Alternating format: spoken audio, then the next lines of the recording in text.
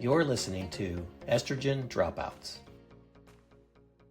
Welcome back to Estrogen Dropouts. I'm one of your hosts, Elizabeth. And I'm your other host, Erin. And today we are really excited about our guest that we have. We have Amy Sprouse on. She holds a master's of public health from Johns Hopkins-Bloomberg School of Public Health and a bachelor's degree in public health with a focus in epidemiology. She is a certified holistic health coach and a therapeutic nutritional counselor. And she serves as an instructor at Holistic Health Educators, where she teaches anatomy, physiology, advanced nutrition, and holistic psychology. As a co-founder of Holistic Health Educators and Lily Fields Retreat Center, Amy helps bridge the gap between public health and practical root cause wellness, making complex concepts easy to understand and applicable in everyday life. So welcome to the show, Amy. Yeah, thank you, ladies. I'm so happy to have received the invitation and that podcasts like yours exist. I feel really lucky growing up in an era where women are openly talking about transitions in life. Like literally that will change everything for how I go through menopause, my children go through menopause. It's changing healthcare policy right now as we speak because of how much advocacy is happening around this. So thank you to all the hours you've put into this show so that women could find a sense of normalcy in everything they're going through. Oh, that's awesome. I love hearing that young women or younger women are empowered by this. I mean, I definitely feel like it's a passion of mine. I've got two daughters in their 20s, and I hope that the little mark that I'm leaving just helps to contribute to the overall empowerment as women age.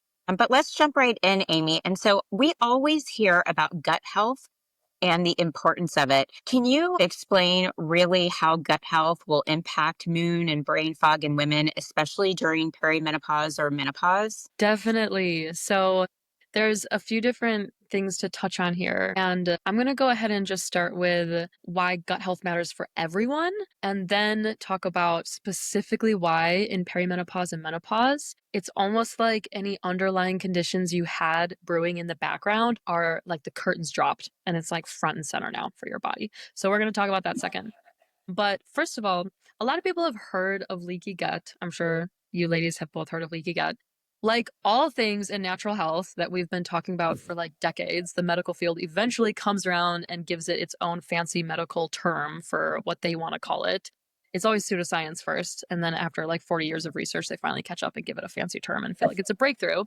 But the medical field now calls leaky gut endotoxemia. And so there's a certain amount of leaky gut that's natural. So after you eat a meal in your small intestines, they will naturally separate and let food particles and bacteria out so that your immune system can keep a tab on what's coming in your body. So there's a certain level of that that's natural and by design.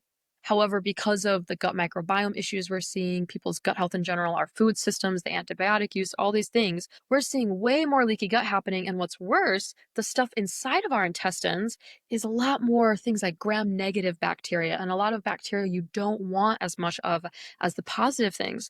So now you're having more leaky gut with the wrong stuff leaking out. And that goes straight into the bloodstream. And that triggers inflammation. For anyone who's been a big nerd, there's like a part of the bad bacteria called LPS. That's like the cell wall of these bacteria. And that LPS gets into the bloodstream.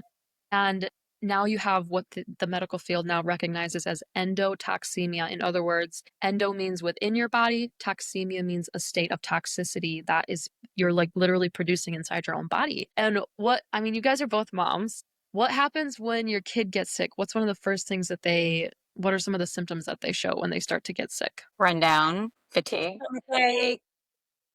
Yes. Yes. One of the very first things the immune system does when it perceives a threat is it induces fatigue. It says, hey, there's a toxic threat in your body. You got to go lay down. You don't have energy to go re-register your car at the city hall or go cook a 5-course meal or go for that workout routine you've been wanting to do. You don't have energy for that. We got to fight this toxic thing inside your body. And so the immune system actually induces fatigue at that point because it wants you to rest so you can handle this new toxic burden in your body. But that starts to happen day after day after day. People's inflammatory markers go up, their fatigue rises, and then you get this massive bout of brain fog. So for all human beings, we want to work on gut health because I'm a huge advocate I wish in the world of mental health, we started making more distinctions between what is caused from your biology and what is caused by your neuropsychology. In other words, your thought patterns, because your thought patterns also can make you sick. And another reason why I think your podcast is so awesome, because you do not overlook mental health here. You talk about that. But the biology, I'm like, if you look at someone's blood, how come with mental health patients, we are not doing these types of labs and seeing how many pro-inflammatory molecules they have floating around that's driving up histamine reactions and driving up, these inflammatory cascades that are literally tanking serotonin levels, tanking energy, and inducing mental health symptoms. And we like completely overlook it in the world of mental health. And then we put them in a mental health institute and like feed them more foods that induce leaky gut. It is a completely broken cycle. So that's my first thing to say about leaky gut and why we want to repair the gut microbiome, which can happen a lot faster than people realize when you know like what stage of repair you're at. But that's a huge starting point for all of our people after constipation. We handle constipation first at our clinic, and then we move into leaky gut. Well, so women and go ahead. So yesterday, Elizabeth and I were having a voice text back and forth and just about some things that she's going through. And this is one of the things that I was saying to her was that for many, many years, we have with our hormones being before we get into perimenopause, when we have adequate hormone levels, we have a lot more resiliency. Our bodies give us a lot more resiliency. And then how you said the curtains drop. And I was exactly saying this exact thing to Elizabeth. I'm like, it wasn't that you didn't have this issue in your 20s and 30s and, your early 40s, but you had enough hormones to compensate for it. And then all of a sudden, everybody thinks that like all of a sudden I just woke up one day and I got this, autoimmune issue or I got this condition, but that's been brewing all along, but it's just that your hormones afforded you enough bandwidth to deal with it. And then I know for me, I went through kind of the same thing when I started going through perimenopause and I'm postmenopausal now. It was like all of a sudden I got allergic to everything. Well, it wasn't that I had been allergic to it or I was exposing myself to these it was in my hair care products. But my body was able to like negotiate with it. And then when my hormones tanked with menopause, my body was like, oh yeah, I don't like this anymore. And sorry, but we're not going to do this. So I think that's one of the things that makes perimenopause and menopause such a dramatic time for women is because we do all these things come to the surface that have been there brewing all along, right? So I love that you talk about how important the gut health is because it is your second brain. It's actually more neurotransmitters are in your stomach, in your gut than in your brain that do, help you with like regulating mood. And, that's why I think so many people with depression and it's like they just continue to eat, a crap food diet that makes them, it just exacerbates everything that's going on. So I struggle with constipation. So I think it's interesting that you brought that up first. First, you handle constipation before you tackle leaky gut. But I notice my mental health will tank if it's been like 5 to 6 days and I haven't pooped. And that is very normal for me. And I'm not in. She has to poop daily. I know. And I'm not in pain and my stomach is not necessarily distended. Sometimes it is, sometimes it's not. Like it feels, and every time I've talked to a doctor about it, they're like, that's normal for you because you're not in pain, you're not in discomfort or anything. I'm like, I'm not, but I haven't pooped. And then it's like all of a sudden I will poop and I'm like, oh my God, I feel so much like my brain gets sharper. I swear it does. Yeah. And there's a lot we know in science, and then there's a lot that I feel more intuitively. So, the science would talk about, endotoxemia, what's being absorbed, things passing out of your body. I totally believe bacteria hold frequencies. Like every living organism is emanating a frequency. And even the saying when people are like, let that shit go. I'm like, that when you have that bowel movement and those bacteria, if you had a plant-based diet, over 50 to 60% of your fecal matter is actually bacteria. If you're not on a plant-based diet, it might be around 30%. So we're looking at like at least a third of what you are leaving in the toilet when you flush it is actually bacteria. And if you're someone who believes in frequencies and believes that all living matter carry a vibrational frequency, actually all unliving matter, everything has some level of measurable frequency because it's all built out of elements that have electrons that circle the protons. So when that stuff leaves your body, man, you can feel it. You can Yeah. feel it. Yeah. And there's also another like kind of fun anatomical thing related to that, but we can talk about that later. You can go ahead and share it if you want. I'd love to This hear is it. like this is really unique, so you can decide if you want to keep this or not. There actually is there are nerve endings that are really close to the anus that are also like right up against your sexual organs that get stimulated during intercourse. And they've found that during like really healthy big bowel movements, it can stimulate some of the same nerves that are stimulated during sexual intercourse and during orgasm. So it can actually be a pleasurable experience. Okay, so I say there is Wow. nothing pleasurable in life than having a nice BM. Well, I mean, I definitely think it is pleasurable, but I'm not going to orgasm from it. I No, know. but it I know. does stimulate some of that, like, whew, you're like, that was good. I know. Well, since you just talked about like the frequency of like food and stuff, this is so woo woo, but I kind of believe this. I'm just curious what your take is on this. So I read this book years ago called Skinny Bitch, and it talked about how I think it was like pro vegetarian because it was saying when you eat animals like cows specifically, they know when they're babies and or they are being taken off to slaughter and they will literally cry. And I actually have an uncle who has a cattle farm in Texas. And this is true. And he is like, this mama cow has been crying for her baby in that same place for 3 days. And it breaks my heart. I'm like, and he's like, she's so stubborn. I'm like, she's grieving. Oh my God, she knew where you were. So like they know. And so in the book, it said, if you're going to eat cow, like you have to realize you're eating fear, anxiety, like you're eating all of these negative emotions and they become part of you, that energy. I don't know. I mean, but then you also get other people that are like, no, heavy protein is like the way to go. So I just don't know. I'm so torn. Yeah, I would love to comment on that. Yeah. So, first of all, there are regenerative farmers and just farmers in general who practice no weaning with between their calves and their moms, and so it's a natural weaning process, over like 9 months. Because I have two uncles, and on one side they do that separation thing, and you hear those cows crying for days, like it keeps you up at night. You hear them like all night long; they're not done crying. But then my other uncle works with his son, and yeah, that's where we get our family gets our beef from their farm. And we just get like a half a cow at a time. And they do no weaning. So I'm just throwing that out there for listeners that I hope that becomes more common practice. And I think consumer demand will support that shift and that happening just by us having awareness that like, wow, I didn't even know you could get meat that was produced that way. Yeah. I had no idea. I'm like, mental note. I got to Google this. Yeah, I do know about that. And I do think that there is going to be, that's how farms used to be back in the day before we became such an industrialized food, driven by Monsanto and all of that. When it became like a business rather than like a necessity. It was like you went to your local farmer and you bought all of your produce or you bought your meat or you bought your eggs. And then it just became so commercialized and it took everything away. And Elizabeth, I think that there is something that to be said about the frequency of eating, like eating meat or whatever, that you're eating that emotions of that animal. And so that is one of the things I think that for me is like the gratitude that I eat with.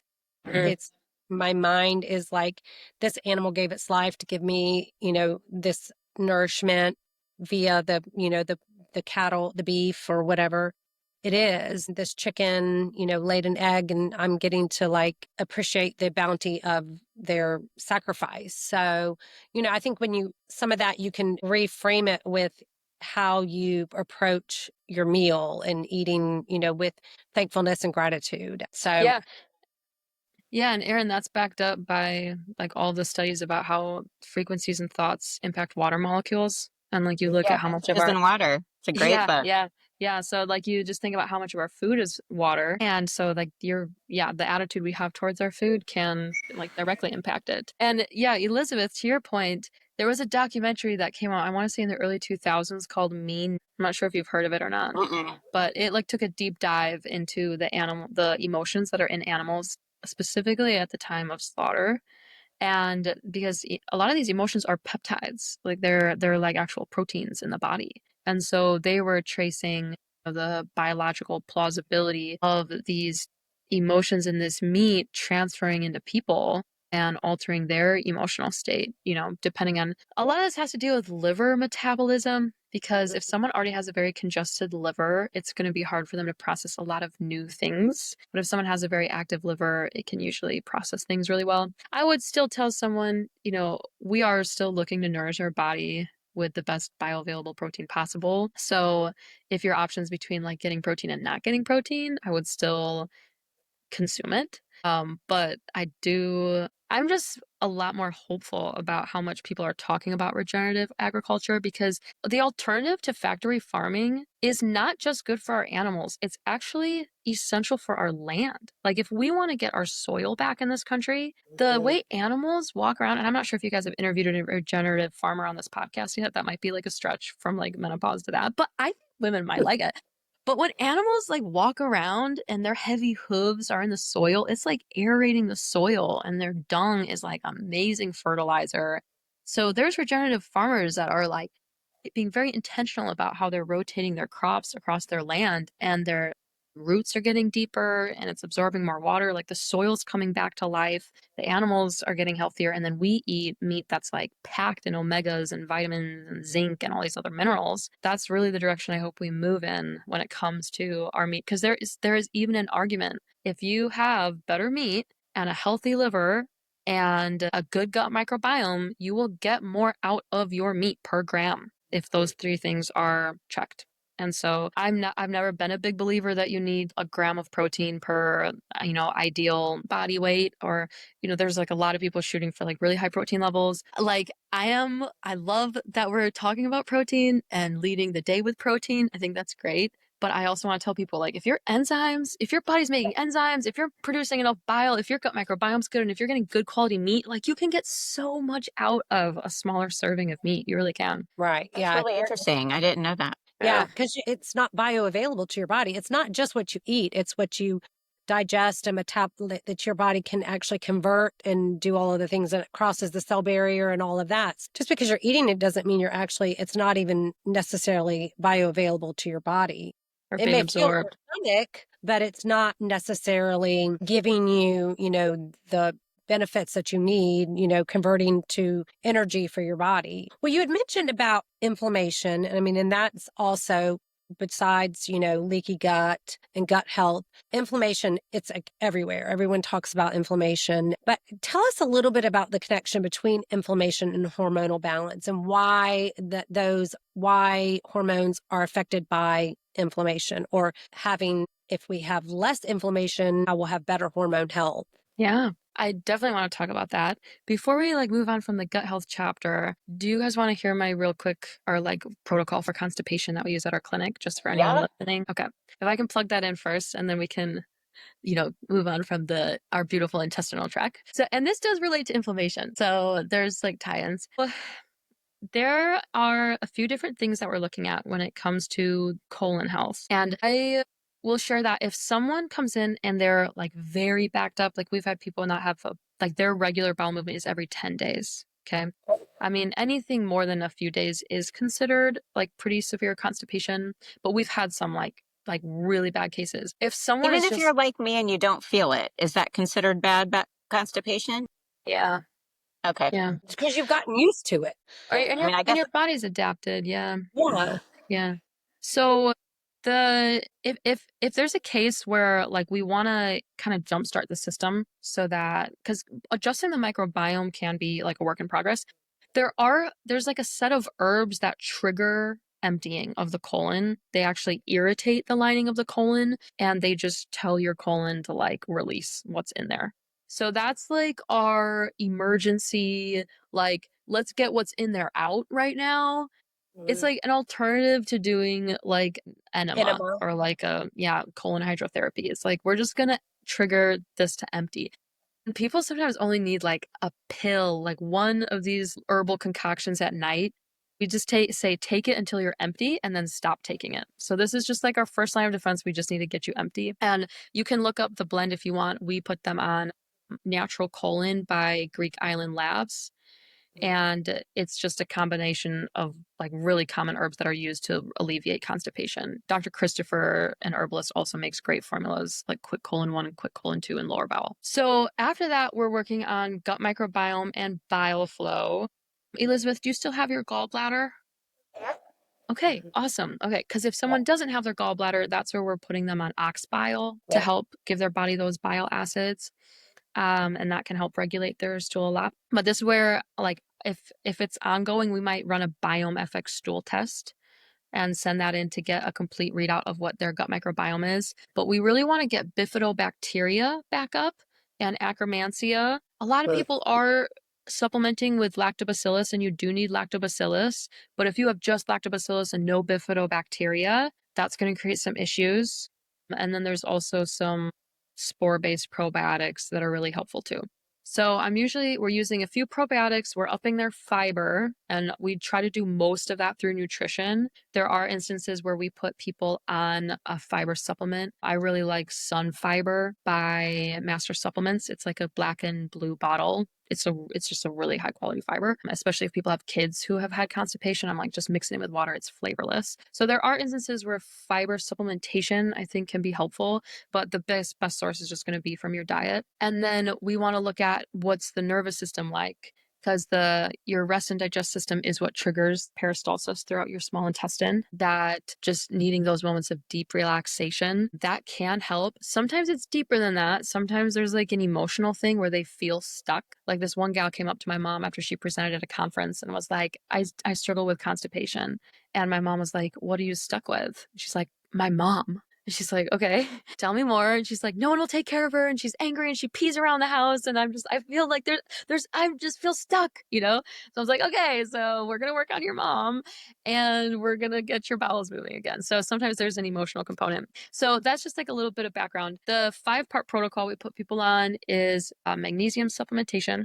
So making sure they're getting enough magnesium, upping their water intake. And we tell people, if you can, shoot for 2 quarts by 2 in the afternoon. You want your hydration to be front loaded in the day. Avoid EMFs near your colon. So like keep your phone out of your pocket. And if you can ground at night, that's great, like with a grounding sheet, but try to make sure your nerves are firing. Work on your fiber intake and your nutrition, and then exercise. So you look like you were very active. So I'm like trying to think what else could I be have a missing in that grounding list. sheet. I have like the only thing I'm thinking is like when you were talking, I'm like, Erin is always saying to me, it is your nervous system. And she's like, she's always telling me that. But also, I have a traumatic brain injury. And so long term. And so I'm wondering if there's something like that's messed up with my, like telling me to poop or something. Yeah. Have you ever seen a craniosacral therapist?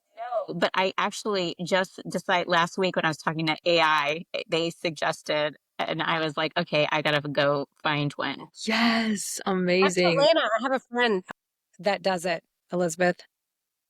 Oh, then yeah, I could just come see you I've and had do her it do then. it on me several times. Yeah. That's amazing. Elizabeth, let us stay tuned on your journey Yeah, because I eat a lot of fiber. Like I eat vegetables for lunch and dinner every day. I love vegetables. It's my favorite food. yeah, Yeah. it totally could be a nerve thing. And that's like really good awareness you have. Sometimes it is a nerve thing. Please don't even get me started on nerves. Yeah, I would do a chiropractor too. I would do chiropractor and a craniosacral therapist because it's wild. That applies to babies too, just as much as adults. Kids aren't pooping regularly. You got to get them to a chiropractor. Well, it's interesting that you said that about like sometimes it's an emotional thing. And I think sometimes that is for kids. My boys were easy to potty train and they never had a problem pooping. But my sister's first son, it's like he started withholding poop. It was like an emotional thing. Like it was like he didn't want to let it go. And it's like almost like a Like power. control. It's a control thing. Yeah. Mhm.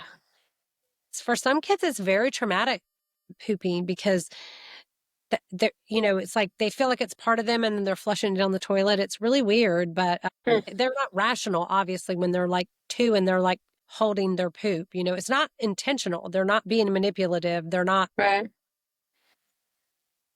and if they have a really good diet and she fed him a really good diet, it wasn't like he was eating crap food. So sometimes it does have an emotional component. That is a good point that you brought up. Cool. Well, do you want me to just tackle inflammation for a couple minutes? Yeah. So tell us a little bit about the connection between inflammation and hormonal balance. Yeah. Yeah. So I want to first make a comment on inflammation, and then we can dive a little deeper into the hormone part of it. This is actually something I learned in the past 6 months that after I heard it, I was like, how come I didn't ever put it together like that? So we've all heard, our lymphatic system doesn't have a pump. So like we need to move for our lymphatic system to move. And maybe not everyone has heard that, but if you're hearing this for the first time, you have this incredible system that moves the fluid in your body around that's not your blood. So we're talking about the fluid that's outside of your cells, but not in your bloodstream. And that's called interstitial fluid. And once it gets into your lymphatic system, it's lymphatic fluid. And you have 2 to 3 times as much lymphatic fluid as you do blood in your body. So it's a significantly larger amount of fluid. And picture it like the fluid that if your cells were like inner tubes in a lazy river, the water would be your lymphatic fluid. That's like what your cells are floating in, is this like interstitial fluid that eventually flows into your lymph system, your lymphatic system. So, look at cellular anatomy and physiology. I think like the cutest things about our human cells is that they're little mini versions of us, in that your cells have their own little digestive tract. They have their own little endocrine system. They have their own little skeletal system. They have their own brain. They have their own lymphatic system. Your cells are mini versions of you. It's not like, oh, that's a skin cell and all it does is it acts like skin, and that's a liver cell and all it does is it acts like a liver. No, like your cells are living, breathing organisms. They're taking in gases and food and converting it into energy. And even the mitochondria looks like a little digestive tract. Like it's crazy the similarities between a cell and a person. So just like you poop, your cells also poop. It releases extracellular waste. And where does that waste go? It goes into the interstitial fluid. And here's the part that finally clicked for me this year. And I believe this came from Huberman Labs, one of his interviews. But they said when there is lack of rigorous movement in the body, the biggest culprit for some people isn't even like, oh, lack of muscle growth, or lack of this, stimulation.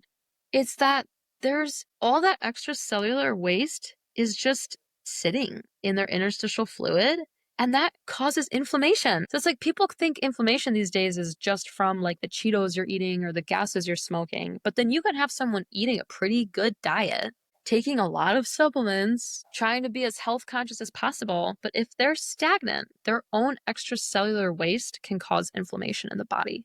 And that like really made things click for me, because I've noticed anytime I will totally go through bouts where I like do not exercise for like weeks on end because I just get stressed. I'm really in my head. It's hard for me to drop into my body. I start working out and I think of like a million things that I haven't done yet. And my face would get puffy and I would always think that's just cortisol face, and my face shows it so fast. I'm like, oh, that's cortisol face just because I'm stressed.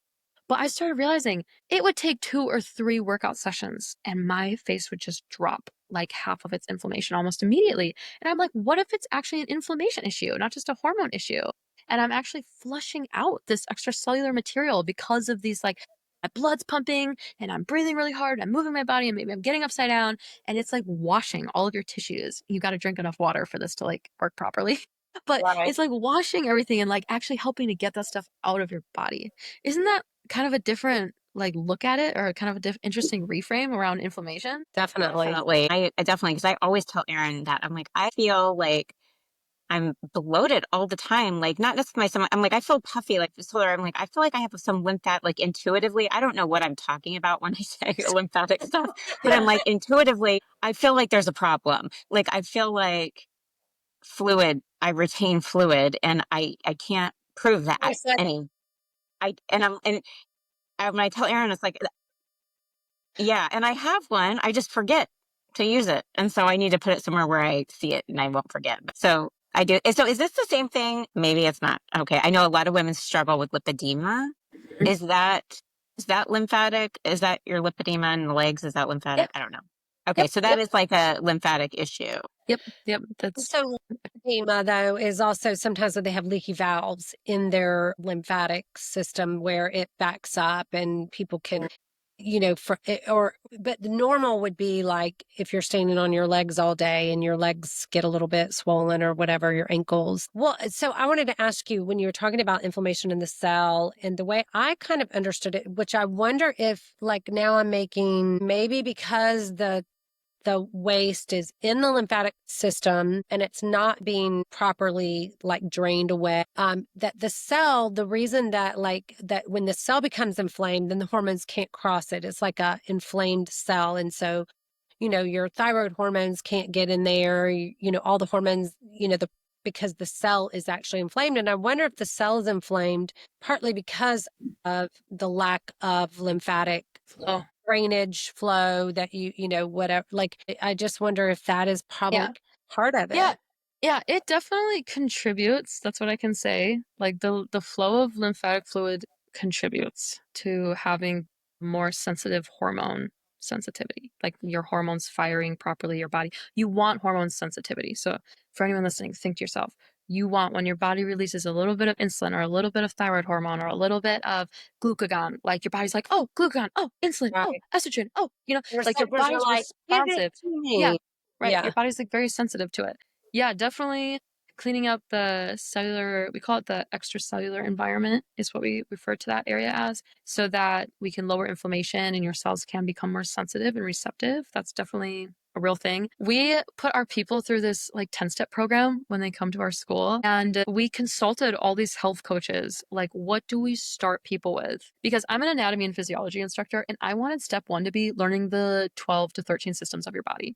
And they were like, hell no. They were like, please take your good ideas to the back of the line. Like, you clearly do not work with like enough people to know. People need to start with simple, actionable items that empowers them. Okay. This was at the very beginning of my coaching career. So I was like, okay, simple, got it. So these coaches like consulted us and they're like, you guys need to start with water. Like, it's doable. It's something people, they're going to feel a difference. Like, just start with water. So we made step 1, clean water. And we teach them like, how do you filter it? When do you add minerals back in? You can energize your water in the sun and even in the moon. Like, there's so many fun things you can do with your water.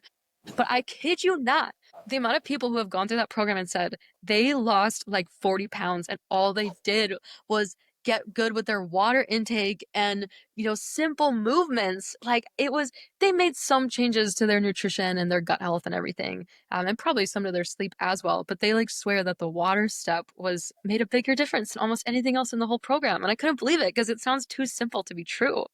Oh my God, now I've got to do your retreat because I want to go.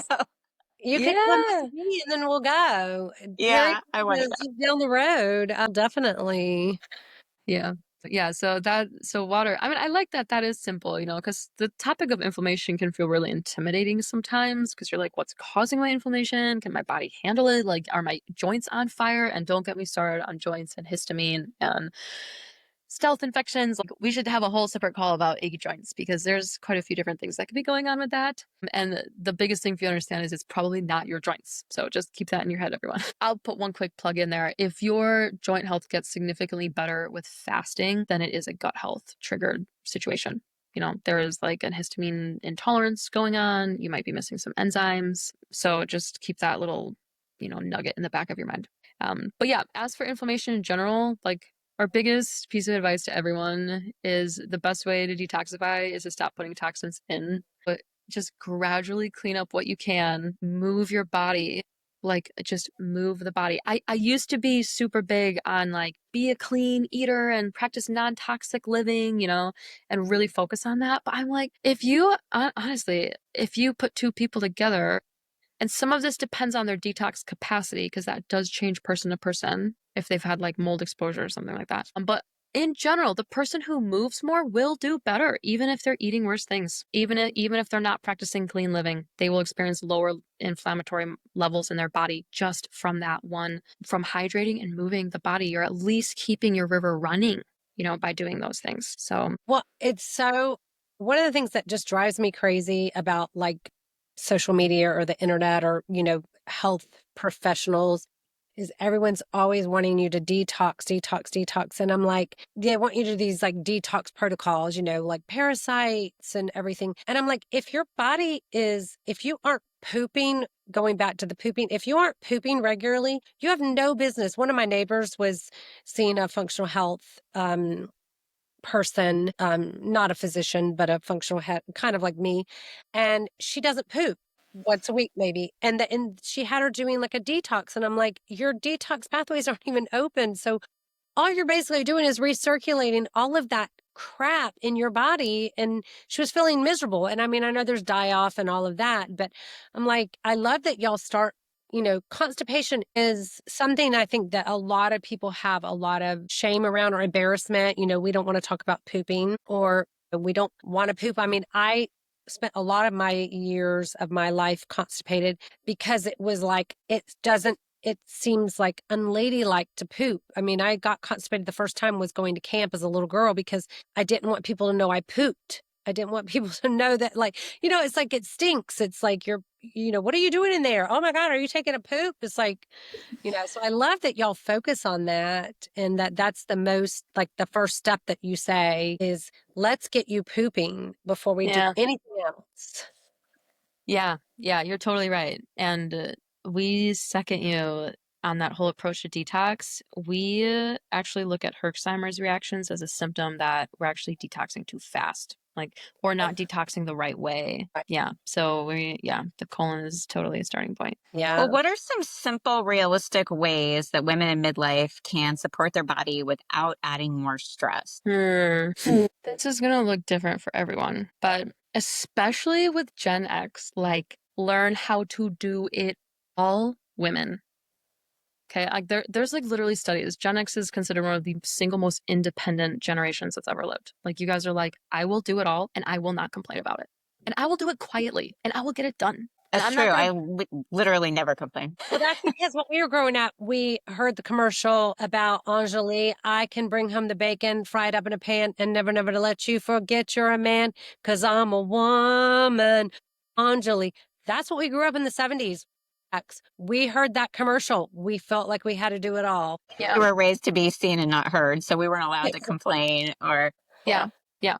So I think younger generations are talking about this a little bit more, but I don't know if they've if we have not made the steps we need to make to start to do what I'm about to say, but recreating tribal living however you can, or whatever that looks like for you.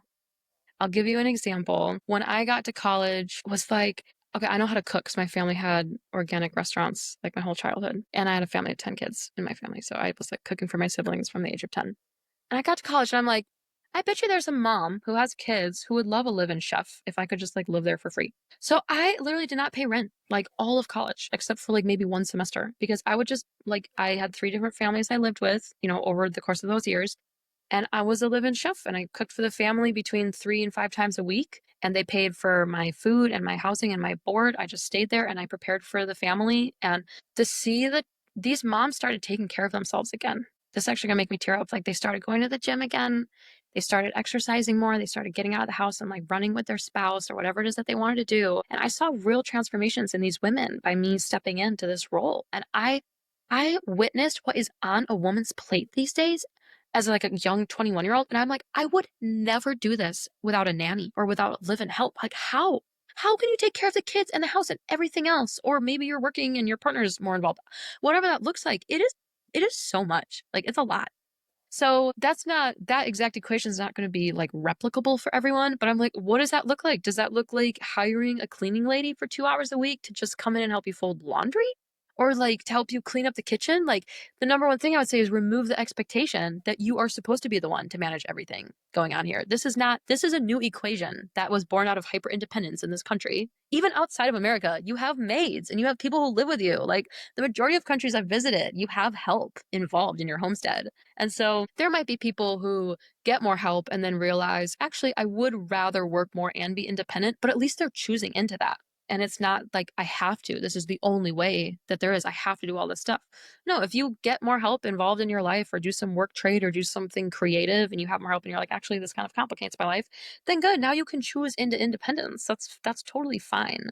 But because I do a lot of education around ADHD, and the biggest thing I emphasize with that is you are reaching levels of overwhelm and shutdown because your hunter-gatherer brain that loves to run out into the wilderness and slay the animal and bring it back to the tribe is now coming back to a campground where you have to to put up your teepee. You have to ground the corn. You have to cook the corn. You have to do everything on top of the animal you just killed. Like that is too much. Is this making sense? Like it is like a little It takes a unsustainable here. village. Yeah, It it takes takes a a village. village. That's Yeah. So yeah. how people used to live. Yeah. Is in a lot of the blue zones that they've studied, it still is that way where everyone kind of comes together. Like my dream is to live on a commune. So, my husband isn't down for it, but that's Elizabeth knows that. She's always like, no, I wouldn't want to live. I want to live on a commune. Everyone has their strengths and everyone has their things that they could contribute to like the community living. So Yeah. I love that. I love that answer. Yeah. Yeah. And like we have ladies who started or families that started meal shares with their neighbors, just like, trading off every other night, like who's cooking dinner. And then they like just go over to each other's houses, you know? Yeah. Like everyone in your neighborhood needs to eat. Like find someone with similar eating habits, or like moms who would, take their kids to the park at the same time, and like their kids would play together while they got to like go for their walk or talk or whatever. Like there's a lot of different ways this can work out. Someone Yeah, staying I with you, like someone not. that it's like thinking outside the box, how you got room and board for preparing food throughout college. Like that's thinking outside doesn't necessarily mean a transfer of funds, like dollar for dollar. Like, and because a lot of people might be like, oh, I can't afford to pay someone to do something, but it's kind of like the barter system here. And so it's just a way, like for me with my like brain injuries, editing videos, I'm a beauty influencer, and like that really is getting so challenging for me, like to continue on this career because of the editing content. So it's getting me right now, like my mind is thinking, how can I find a young person that's willing, because my kids aren't interested. They're used to me. They're like, they don't want to work with me. And that's so, but somebody that wouldn't mind editing my content in exchange, like, how can I help them? And maybe, I don't know.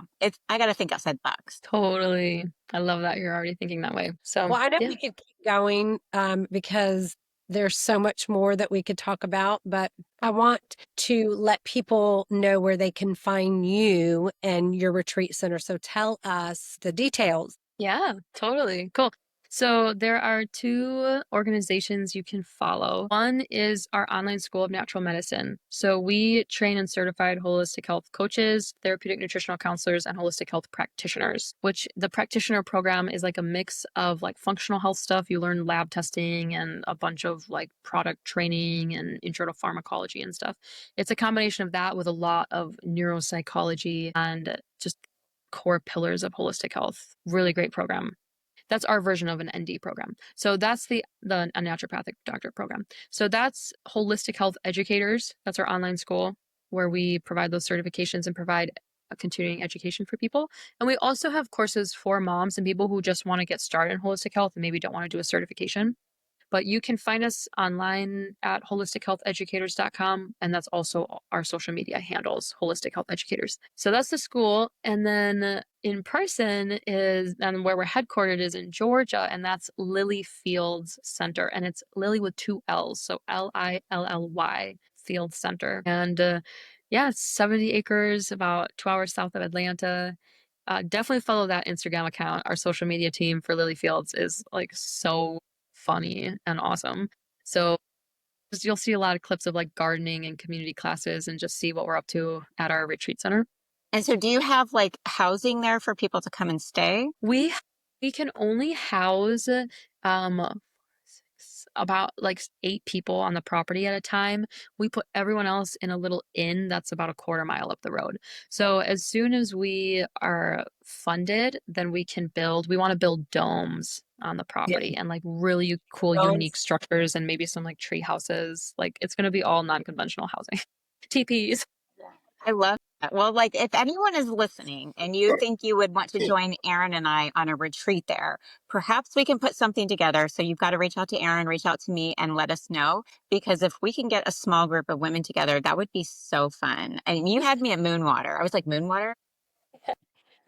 Yeah, charge your crystals by the moon, Elizabeth. I didn't. I've literally never done that, but I follow all those woo-woo girlies and I'm here for That's I'm awesome. definitely woo-woo. Elizabeth is woo-woo also, but I just don't have any crystals or anything, but I don't know what to buy or what to do, or that would do it all.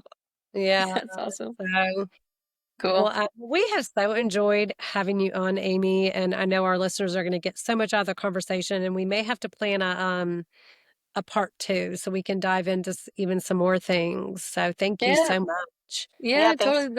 That was so fun. Thank you both ladies and just everyone listening. Yeah. You are already living in alignment with your true identity by spending time on this podcast. So good for you, girlfriend. Thank you. Well, make sure if you haven't already that you hit the follow button on the podcast so you stay in the loop each week when we release a new episode. And you can follow us on Instagram, TikTok, and watch full versions of our podcast on YouTube. And we will see you next week. Have a great week. Bye. This has been a production of Estrogen Dropouts, LLC.